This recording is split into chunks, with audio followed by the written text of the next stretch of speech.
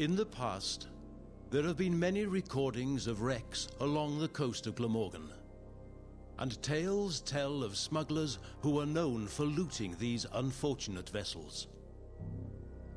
Local legends suggest that the Vaughans, who were past occupiers of Dunraven Castle, which stands on rugged cliff tops overlooking the bay, had some involvement in such incidents. Walter Vaughan wasted his vast fortune on living a life of extravagance.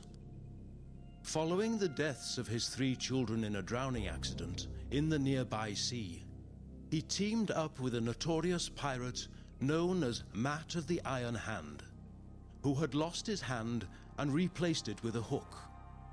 They took up lives together as wreckers. In the depths of long, dark nights on the solitary beach, the smugglers would hide among the deep, dark caves of the cliff heights. After hanging glowing lanterns on the horns of cattle, some of the gang would lead the beasts along the golden moonlit coast. When the waves were crashing, a stricken vessel would follow the lights in the hope that it was heading for safety and towards dry land. The figurehead of the ship pounded through the spraying, salty waters, unaware that an anxious band of smugglers awaited them. The fully laden ship would be lured onto the rocks, not knowing that it was off course, and that crew and passengers had been misled and were doomed. Their destiny lay with the heathens that were ahead of them.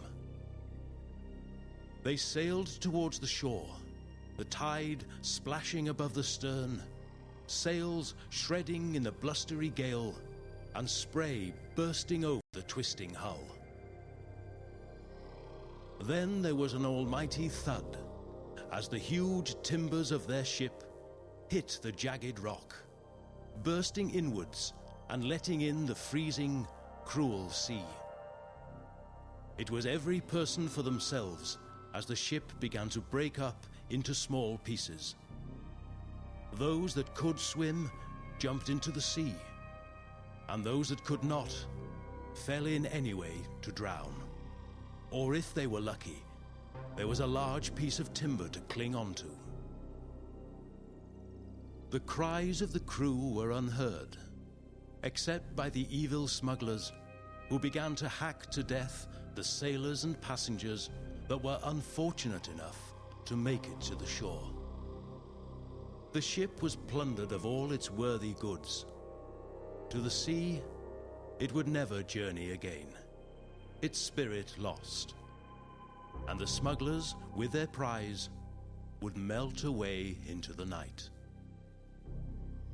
All that would remain was floating driftwood and the bodies and souls of sailors and passengers that had now passed on. They say today that if you see one of the ghost ships out by the rocks, it is your bad omen.